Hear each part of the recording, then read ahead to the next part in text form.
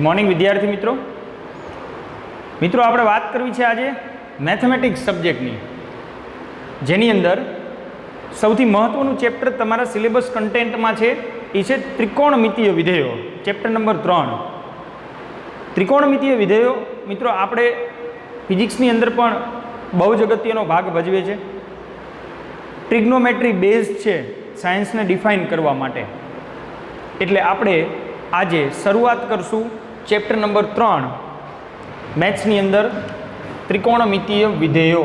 Chapter 3ની શરૂઆત કરીએ.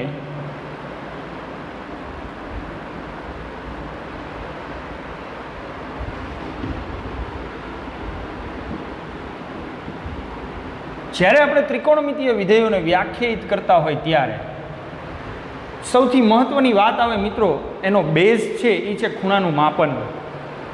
આપણે જાણીએ છીએ આપણી પાસે 6 ત્રિકોણમિતીય વિધેયો છે: સાઇન, કોસ, ટેન, કોટ, સેક અને કોસેક. આગળ જતાં એની ડિટેલ રજૂઆત આપણે જોઈશું. પ્રાથમિક સ્ટેજમાં શરૂઆતમાં ચેપ્ટરની શરૂઆતમાં આપણે વાત કરવી છે મિત્રો ખૂણાના માપનની. એટલે આપણે થોડી વિશેષ રજૂઆત ખૂણાના માપન વિશે જોઈશું.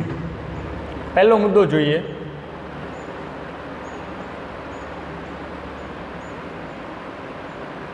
ખૂણાનું માપન. ખૂણાના માપન રિલેટેડ આપણને ચેપ્ટર આપેલું છે, સ્વાધ્યાય 3.1 આપેલું છે. એટલે એને સંબંધિત કેટલીક ચર્ચા કરીએ. કોઈ એક નિશ્ચિત રેખાથી આપણે ખૂણાને માપવી હોય તો ખૂણાનું માપ એટલે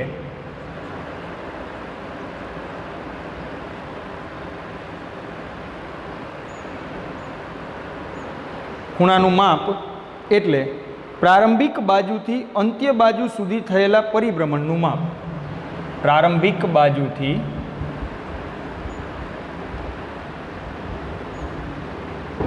અંત્ય બાજુ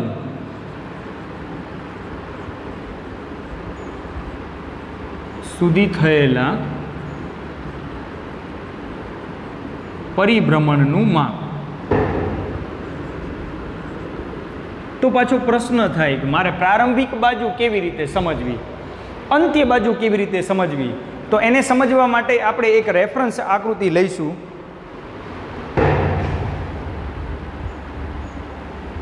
બે અલગ અલગ આકૃતિથી એને સમજવાનો પ્રયત્ન કરીએ. ધારો કે શરૂઆતમાં આ મારી પ્રારંભિક બાજુ છે, એટલે પ્રારંભિક ભુજ, અને આ મારી અંત્ય ભુજ છે. આપણું સંદર્ભ બિંદુ છે, એના સંદર્ભે હું શિરોબિંદુ છે જેના સંદર્ભે હું વાત કરું છું.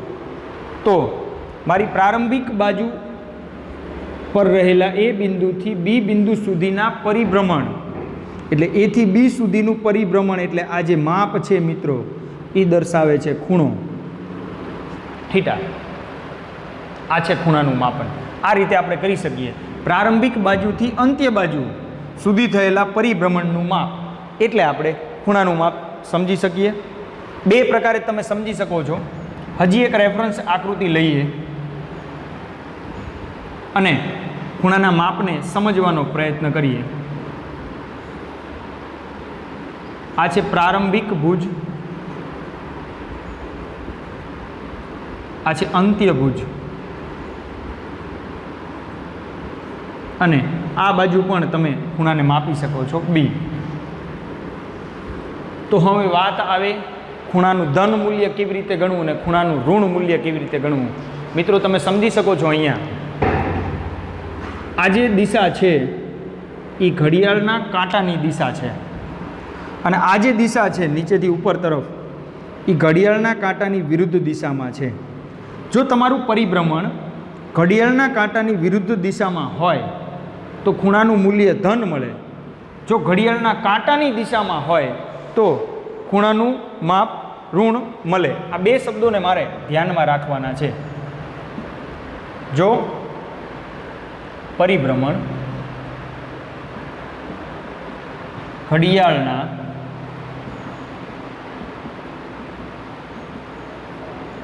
કાંટાની દિશામાં હોય, બે આકૃતિથી આપણે સમજી શકીએ છીએ. ઘડિયાળના કાંટાની દિશામાં, એટલે આ ઘડિયાળના કાંટાની દિશા છે. તમે જાણો છો મિત્રો, એક નાનકડી ઘડિયાળ લઈએ આપણે તો કાંટાનું પરિભ્રમણ આ મુજબ છે. આ ઘડિયાળના કાંટાનું પરિભ્રમણ છે. એટલે જો પરિભ્રમણ ઘડિયાળના કાંટાની દિશામાં હોય તો ખૂણાનું માપ ઋણ મળે. બીજી વાત કરીએ, જો પરિભ્રમણ ઘડિયાળના કાંટાની વિરુદ્ધ દિશામાં હોય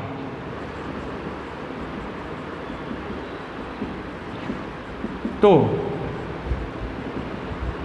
ખૂણાનું માપ ધન મળે. તો આ થઈ એકદમ બેઝિક અને સરળ કોન્સેપ્ટની વાત છે મિત્રો આપણે ખૂણાના માપનની. પ્રારંભિક અને અંત્યભુજ વચ્ચેનું માપ એટલે ખૂણાનું માપ. ઘડિયાળના કાંટાની વિરુદ્ધ દિશામાં હોય તો ધન મળે, ઘડિયાળના કાંટાની દિશામાં હોય તો આપણને ઋણ મળે.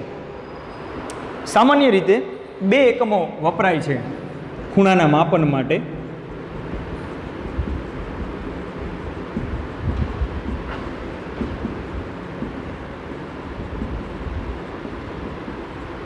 બે એકમો વપરાય છે. પહેલું છે અંશમાપ, એટલે કે અંશ અને રેડિયન.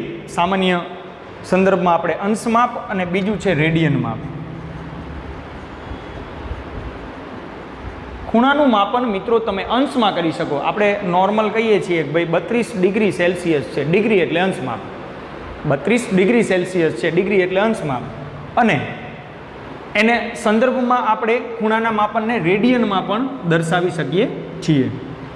તો ખૂણાના માપન માટે આપણે સામાન્યતઃ 2 એકમો, મુખ્ય એકમો વપરાય છે, અંશમાપ અને રેડિયન માપ. સામાન્ય સંબંધ જોઈએ આપણે તો અંશ અને રેડિયન માપમાં આપણે એકબીજાને પરિવર્તિત કરી શકીએ છીએ. સામાન્ય રીતે જો મારે અંશ માપમાંથી રેડિયન માપમાં જવું હોય તો રેડિયન માપ એટલે હું ધ્યાનમાં લઈશ અહીંયા બરાબર રેડિયન માપ બરાબર રેડિયન માપ બરાબર π/180 ગુણ્યા અંશ માપ. એટલે પહેલું પરિવર્તન મળે મને. અંશ માપમાંથી રેડિયન માપમાં જવું હોય તો આપેલા અંશ માપને π/180 વડે ગુણવાના મિત્રો. એટલે આપણે એનું કન્વર્ઝન પણ જોઈએ. અત્યારે આપણે પહેલા સ્વાધ્યાયની અંદર એવા દરેક પ્રકારના કન્વર્ઝન જોવાને છે કે જે રેડિયન માપ અને અંશ માપમાં મને આપેલા હોય તો હું રેડિયન માપ એટલે π/180 ગુણ્યા અંશ માપ લઈ શકું. બીજું કન્વર્ઝન અંશ માપ બરાબર 180/π ગુણ્યા રેડિયન માપ. અંશ માપ બરાબર 180/π ગુણ્યા રેડિયન માપ. તો આ પરથી હું ખૂણાના માપનને અંશ અને રેડિયન બંનેમાં દર્શાવી શકીશ. સામાન્ય આપણે એવું કહી શકીએ મિત્રો કે પાઈ રેડિયન બરાબર 180 અંશ થાય. પાઈ રેડિયન એટલે 180 અંશ માપ થાય. તો જ આપણે ખૂણાના માપનને ખાલી દર્શાવવાની પદ્ધતિ બદલીએ છીએ. ખૂણાના માપનની દર્શાવવાની પદ્ધતિ બદલીએ છીએ. રેડિયન અને અંશ એ અલગ અલગ પદ્ધતિ છે. એટલે આપણે અહીંયા π/180 ને 180/π વડે ગુણી શકીએ છીએ. ઇટ ઇઝ ઇક્વલ ટુ 1 કહી શકાય. એટલે પાઈ રેડિયન ઇઝ ઇક્વલ ટુ 180 અંશ થશે કન્વર્ઝનના પોઈન્ટ ઓફ વ્યૂ. તે જ પ્રમાણે 2π રેડિયન બરાબર 360 અંશ. π/2 રેડિયન માપ બરાબર 90 અંશ. 180/2 સમજવાના, 180 ગુણ્યા 2 સમજવાના. એટલે π/2 માટે 90 અંશ મળે. તો આ પ્રમાણે મને અલગ અલગ ખૂણાના માપન મળશે. તો મિત્રો બહુ બેઝિક અને સિમ્પલ રજૂઆત ચેપ્ટરની શરૂઆતમાં તમને આપેલી છે. એ છે ખૂણાનું માપન. તમે આ પ્રમાણે સમજી શકો છો. બોર્ડ પર એને આપણે વ્યવસ્થિત રીતે જોયું છે. એ પ્રમાણે તમારે એને વ્યવસ્થિત લખતું પણ જવાનું છે. માપનમાં મિત્રો આગળ વાત કરીએ તો 1 રેડિયન, મારે એની થોડી ગ્રાફિકલ રજૂઆત તમને સમજાવી છે. 1 રેડિયન માપ ક્યારે કહી શકાય એની વાત કરીએ. ખૂણાના માપનની અંદર જ આપણે આગળ વધીએ.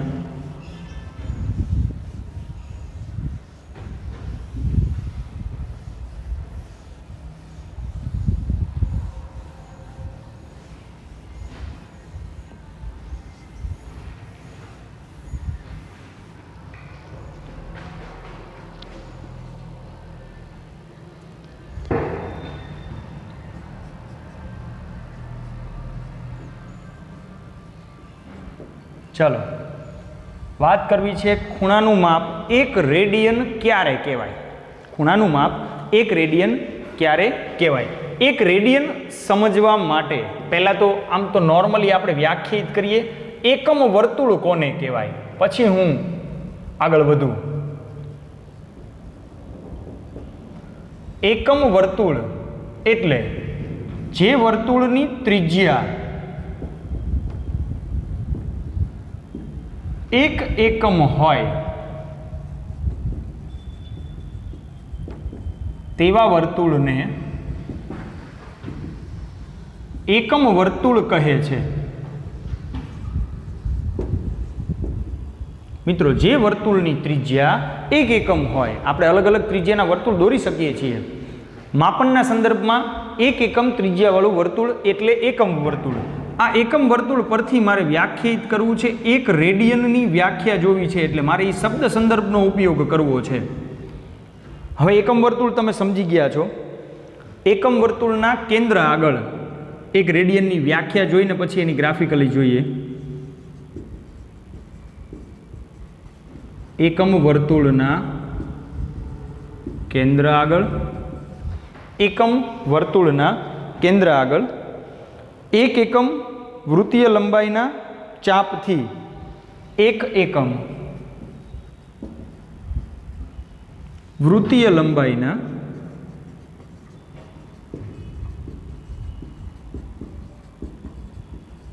ચાપથી કેન્દ્ર આગળ બનતો ખૂણો, ચાપથી કેન્દ્ર આગળ બનતો ખૂણો, બનતા ખૂણાને 1 રેડિયન કહે છે.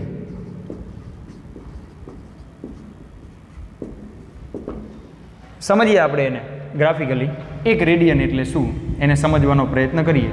તો પહેલી સંદર્ભ આકૃતિ લઈશું. એકમ વર્તુળ એક દોરું છું મિત્રો. કેન્દ્રથી એક ચાપ, વૃત્તીય ચાપ. હવે તમે ભણી ગયા છો આ બાબતે. આ પણ 1 એકમ છે, આ પણ 1 એકમ છે, અને મને અહીંયા પણ કેટલું લેવાનું કીધું છે? 1 એકમ. ત્યારે જે ખૂણો બને ને અહીંયા 1 રેડિયન બને. આ છે રજૂઆત આપણી. અહીંયા મને 1 રેડિયન ખૂણો મળે એટલે ખૂણાનું માપ મને અહીંયા 1 રેડિયન મળે. એ પ્રમાણે મારે એને જોવાનું છે.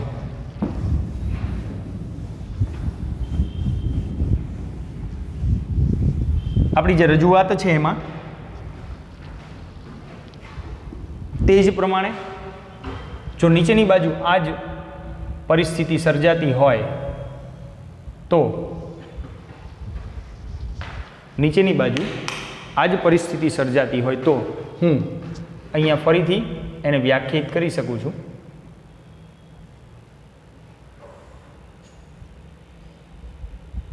આ પણ 1 છે, આ પણ 1 છે, સંદર્ભ બિંદુ છે.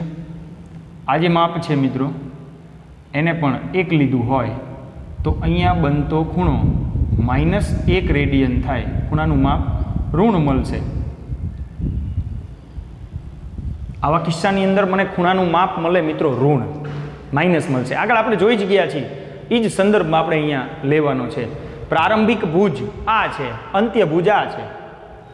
આ મારી પ્રારંભિક ભુજ છે ને અંત્ય ભુજ છે, એને અનુરૂપ મને અહીંયા એના મૂલ્યો મળશે.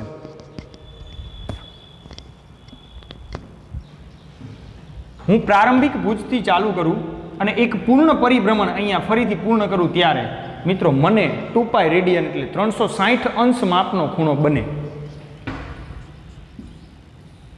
એક પૂર્ણ પરિભ્રમણ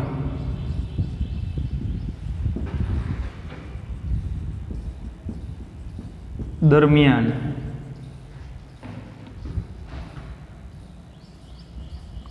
મળતા ખૂણાનું માપ 2π બરાબર 360 અંશ થાય. 2π બરાબર 360 અંશ થાય. મિત્રો એકમ વર્તુળ 4 ચરણમાં વિભાજિત છે. એકમ વર્તુળ 4 ચરણમાં વિભાજિત છે. પ્રથમ, દ્વિતીય, તૃતીય અને ચતુર્થ, જે આગળ જતાં આપણે વિશેષમાં એની વધારે ચર્ચા કરશું. અત્યારે ખૂણાના માપન રિલેટેડ થોડી નાની નાની ડિસ્કશન કરવાની છે.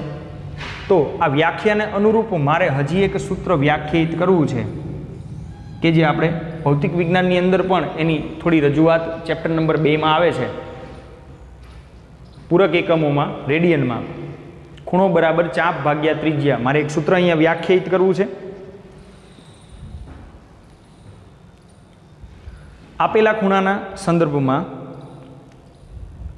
જો ખૂણાનું માપ થીટા હોય, આપણે લઈએ અહીંયા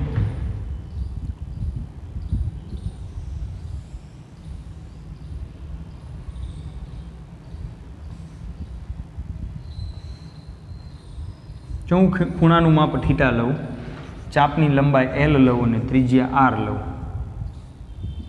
પ્રારંભિક અને અંત્યપૂજ છે.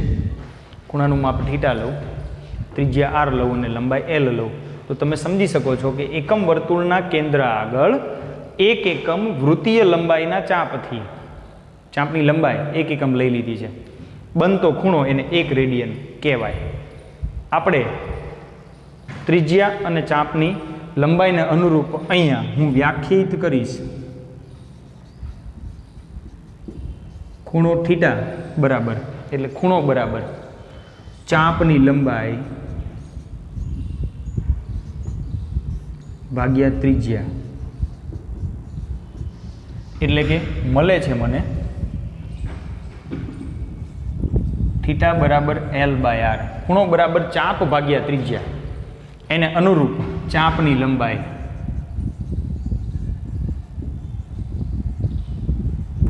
L = θ × R થશે. સ્પેસિફિકલી એક એકમને અનુરૂપ તમે રેડિયનની વ્યાખ્યાથી પણ આને સામાન્ય સંદર્ભમાં સમજી શકો છો. મેં કીધું એમ ખૂણો બરાબર ચાપ ભાગ્યા ત્રિજ્યા, એટલે ચાપની લંબાઈ ભાગ્યા ત્રિજ્યાનો ગુણોત્તર. જ્યારે ખૂણો 1 રેડિયન હોય ત્યારે, જ્યારે ખૂણો 1 રેડિયન હોય ત્યારે ચાપની લંબાઈ અને ત્રિજ્યા બંને એક સમાન થાય. અહીં જોઈ શકો છો આ 1 અને આ 1, ત્યારે ખૂણો 1 રેડિયન કહેવાય. જ્યારે ચાપની લંબાઈ 1 હોય અને ત્રિજ્યા 1 હોય, મતલબ બંને એક સમાન હોય ત્યારે 1 રેડિયન થાય, એટલે L = R થાય જ્યારે થીટા બરાબર 1 રેડિયન હોય ત્યારે. જ્યાં અહીંયા દર્શાવીશું થીટા રેડિયન માપમાં છે. થીટાનું માપ કેવું છે? 1 રેડિયન, મતલબ રેડિયન માપમાં તમે થીટાનું માપ લઈ શકો છો. એટલે 1 રેડિયનની વ્યાખ્યાના સંદર્ભમાં, 1 રેડિયનની વ્યાખ્યાના સંદર્ભમાં આપણે આ સૂત્રની રજૂઆત અહીંયા જોઈ શકીએ છીએ, જેને મારે આગળ ગણતરીના ઉપયોગમાં લેવાની છે. તો આ પ્રમાણે ખૂણાના માપનની અંદર મિત્રો તમારે આટલી નાનકડી રજૂઆત જોવાની છે, એને વ્યવસ્થિત ધ્યાનમાં રાખવાની છે. આને રિલેટેડ આપણને ટેક્સ્ટબુકની અંદર સ્વાધ્યાય 3.1 આપેલું છે, જેના દાખલામાં આપણે હવે આગળ વિશેષમાં વધશું. તો તમે અત્યારે આટલી વસ્તુને પ્રિપેર કરો. આગળ વધીએ મિત્રો, જોઈએ આપણે આગળ એક્ઝામ્પલમાં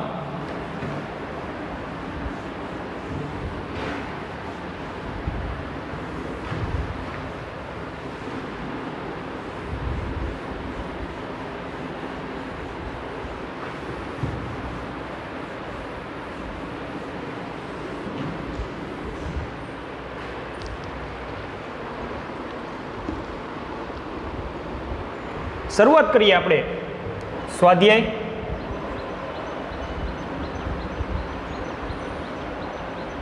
3.1.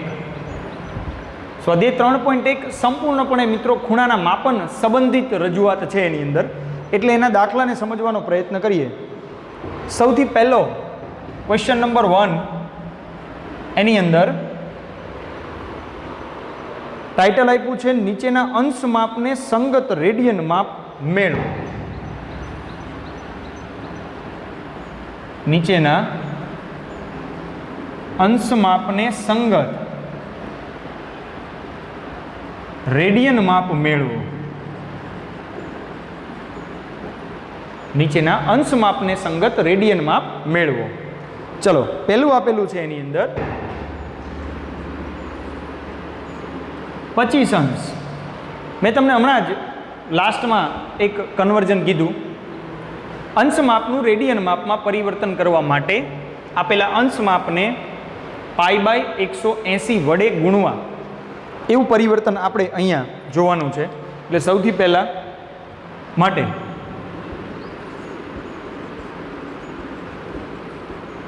રેડિયન માપ બરાબર 25 અંશ ઇક્વિવેલન્ટ ટુ રેડિયન મારે કરવું હોય તો આપેલા અંશ માપને અથવા તો સૂત્ર રજૂઆત મુજબ જો હું અહીંયા લખું તો આપણે એવું લખીએ છીએ કે π/180 ગુણ્યા અંશ માપ. પહેલાં તો સૂત્ર લગાડીએ, જે નાનકડું સૂત્ર બેઝિક આપણી પાસે છે.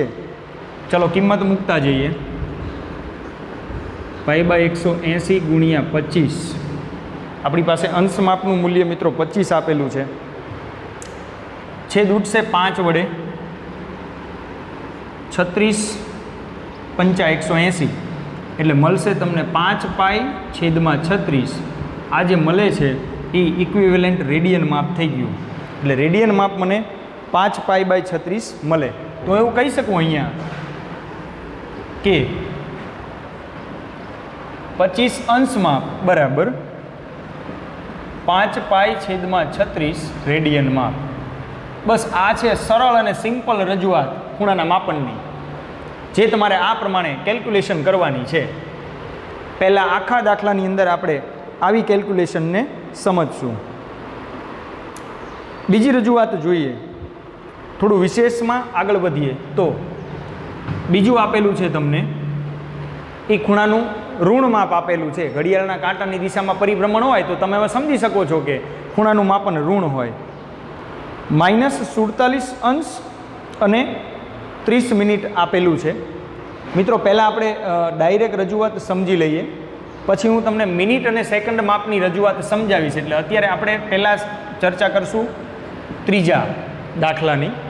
સાથે સાથે જ હમણાં લાસ્ટમાં એક સાથે લઈ લઈએ એને. 240 અંશ માપ આપેલું છે. પહેલાં અંશ માપની નાનકડી રજૂઆત જોઈ લઈએ. 240 અંશ માપ છે. ચલો ફરી એકવાર મારે જોતું છે રેડિયન માપ બરાબર π/180 ગુણ્યા અંશ માપ પરથી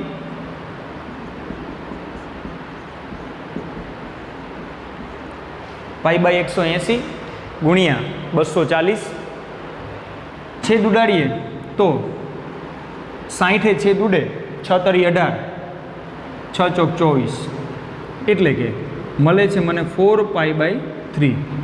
તો માટે હું એમ કહી શકું કે 240 અંશ માપ બરાબર 4π/3 રેડિયન માપ.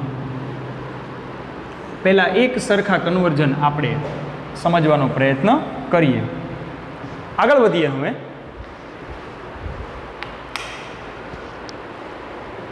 હજી એક તમને આને રિલેટેડ મૂલ્ય આપેલું છે.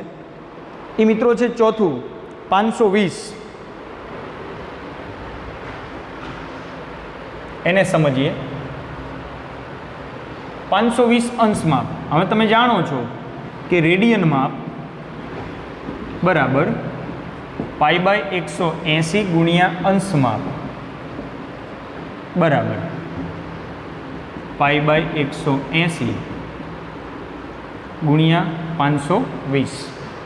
મિત્રો આને આપણે પહેલાં તો 0 કેન્સલ કરશું. પાઈના છેદમાં 18 ગુણ્યા 52, 2 વડે 26, 2 વડે 9 એટલે 26π/9 મળશે મને. માટે એમ કહી શકું કે 520 અંશ માપ બરાબર 26/9 π રેડિયન.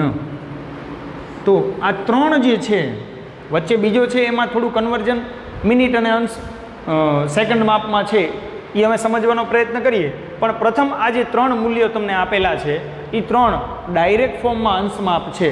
એ અંશ માપને તમે રેડિયન માપમાં આ મુજબ ફેરવી શકો છો. તો મિત્રો આ પ્રમાણે તમારે આ દાખલાઓને જોવાના છે અને વ્યવસ્થિત રીતે લખવાના પણ છે. ચલો આગળ વધીએ. જે આપણે બીજો બાકી રાખ્યો છે એને સમજવા માટે એક નાનકડું કન્વર્ઝેશન લઈએ.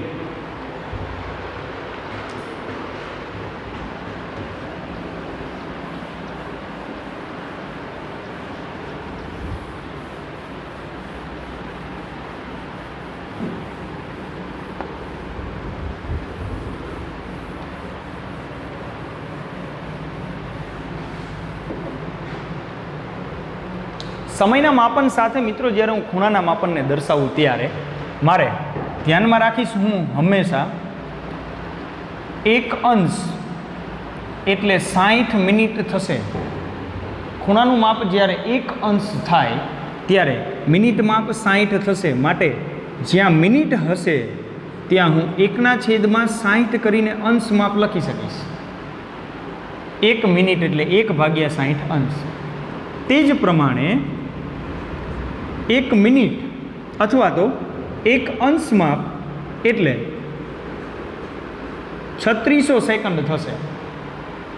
તો 1 સેકન્ડને અનુરૂપ મારે જ્યારે અંશ માપમાં ફેરવવાનું થાય ત્યારે હું આ કન્વર્ઝન જોઈશ. હજી એક કન્વર્ઝેશન લઈએ મિત્રો. 1 મિનિટ એટલે 60 સેકન્ડ થાય. મિનિટ માટે ઉપર 1 લીટો અને સેકન્ડ માટે 2 લીટા વડે દર્શાવી શકાય. તો 1 સેકન્ડ બરાબર 1/60 મિનિટ એવું કહી શકાય. હજી એને કન્ટિન્યુ મારે રાખવું હોય તો 1/3600 અંશ માપ. તો આ પ્રમાણે હું અંશ માપ એનું મિનિટ માપમાં અને મિનિટ માપ એનું સેકન્ડ માપમાં પરિવર્તન કરી શકું. એને સંબંધિત આપણો બીજો દાખલો હતો સ્વાધ્યાય 3.1માં ક્વેશ્ચન 1ની અંદર બીજો. એને હવે આપણે જોઈએ.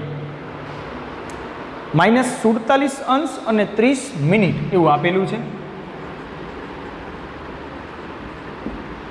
તો સૌથી પહેલાં તો મિત્રો મારે આને કોઈ એક માપમાં પરિવર્તિત કરવું પડે. કોઈ એક માપ એટલે ચોક્કસપણે હું અંશ માપમાં પરિવર્તિત કરી નાખું એટલે મિનિટને જો હું અંશમાં ફેરવી નાખું તો મને પછી એને ઇક્વિવેલન્ટ રેડિયન માપમાં ફેરવી શકાય. તો એ કન્વર્ઝન માટે સૌથી પહેલું સ્ટેપ લઈશ હું -47 અંશ અથવા તો આપણે નિશાની નહીં ખાલી કન્વર્ઝેશન જોઈ લઈએ પહેલાં. 30 મિનિટ એટલે કે 47 અંશ પૂરા વત્તા મિનિટને અંશ માપમાં ફેરવવું હોય તો ભાગ્યા 60 કરવા પડે. એટલે કે 30/60 અંશમાં. માત્ર હું આ કિંમતને ફેરવું છું, નિશાનીને આપણે અંતિમ ગણતરીમાં લઈશું. એટલે કે 47 અંશ વત્તા 1/3 અંશ. જો તમે પૂર્ણાંકમાં લેતા હોય તો 47.5 થાય. તમે 2 લસા લઈ લો અહીંયા. હવે તો બંને અંશ માપ છે એટલે ઇક્વિવેલન્ટ લઈ શકાય છે. માટે બરાબર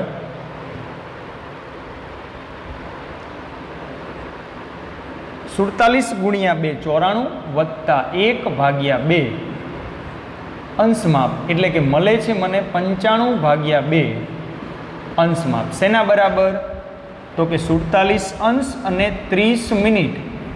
સમજો આ પરિવર્તન એક તમારે સમજવાનું છે બરાબર.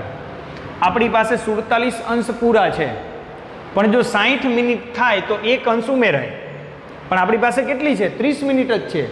એટલે જ્યારે એને પરિવર્તિત કરવું હોય ત્યારે અંશમાં પૂરા લખવાના, સાથે સાથે મિનિટ માપને અંશ માપમાં ફેરવી નાખવાનું, એનો સરવાળો કરવાનો. 30/60 1/2 થશે એટલે મને 95/2 અંશ માપ મળશે. હવે હું એનું રેડિયન માપ ફેરવું બરાબર π/180 ગુણ્યા અંશ માપ. તો π/180 ગુણ્યા -95/2, કારણ કે આ ઓલરેડી આપણી પાસે સંજ્ઞા કેવી છે? માઇનસ છે એટલે હું અંતિમ જવાબ જ્યારે લખીશ ને મિત્રો ત્યારે એને માઇનસ કરી નાખીશ. હવે છેદના સંદર્ભમાં જો આપણે વાત કરીએ તો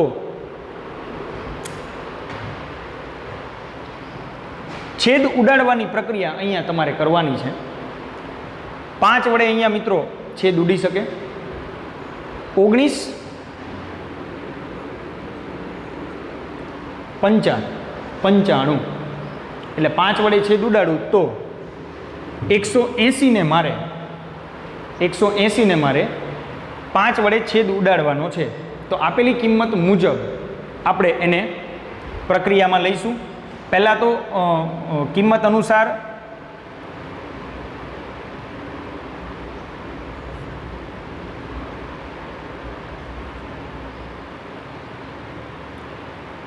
આપેલી કિંમતને અનુરૂપ જો જોવાનો પ્રયત્ન કરીએ મિત્રો તો 36 ગુણ્યા 5 36 પંચાએ સીધો છેદ ઉડાડી નાખીએ. પછી વધે છે -19 પાઈ છેદમાં 36 ગુણ્યા 2 એટલે 72. આ મારું રેડિયન માર્ક થઈ જાય. હું અહીંયા વધારે વિશેષ ભાગ પાડવાનો પ્રયત્ન કરતો હતો. તમે જ્યારે નો અન્ડરસ્ટેન્ડિંગ આવે ને ત્યારે 180 ને આ રીતે કરી શકાય કે ધીમે ધીમે એનું ફ્રેક્શન પાડતા જાઓ 180ના. તો કાં તો પહેલાં 2 વડે પડે, પછી 3 વડે ચેક કરવાનું, પછી 5 વડે ચેક કરવાનું. એટલે ક્યારેક કાં તો ડાયરેક્ટ તમને મૂંઝવણ આવતી હોય કન્વર્ઝેશનમાં તો આ પ્રમાણે આપણે જે ભાગ પાડીએ છીએ એમ તમે સમજી શકો છો. અત્યારે 36 હું ભાગ પાડી દઉં છું એટલે ચાલશે અહીંયા. એટલે -19 પાઈ 36 ગુણ્યા 2 મને 72 મળશે. માટે હું એમ કહી શકું કે -47°30' બરાબર -19 પાઈ છેદમાં 72 રેડિયન. તો આ પ્રમાણે હું એનું કન્વર્ઝેશન સમજી શકું છું. આ મિત્રો પરિવર્તન થઈ ગયું અંશ માપનું રેડિયન માપમાં. તો આપણો જે સ્વાધ્યાય 3.1 છે એનો દાખલા નંબર તમે આ પ્રમાણે જોઈ શકો છો. મિત્રો હવે પછીની રજૂઆત આપણે સ્વાધ્યાય 3.1ને ગણતરીમાં કન્ટિન્યુ લેવાનું છે, જે હવે પછીના લેક્ચરમાં જોઈશું. તો આ પ્રમાણે ચેપ્ટર નંબર 3ને તમારા physics understanding point of view અને મેથેમેટિકલી ખાસ સમજવા માટે આપણે વ્યવસ્થિત રીતે એને પ્રિપેર કરવાનું છે. ત્રિકોણમિતીય વિધેયો તમારા અભ્યાસક્રમનું સૌથી મહત્ત્વનું ચેપ્ટર છે. એટલે એક વખત હોમવર્કમાં વ્યવસ્થિત એને લખજો અને ધીમે ધીમે એની આદત પડી જશે. જેમ જેમ લેક્ચર્સ આવતા જશે એમ તમારે એક્ઝામ્પલ્સની પ્રેક્ટિસ આવતી જશે. તો એ પ્રમાણે આપણે એને આગળ સમજીશું. Thank you.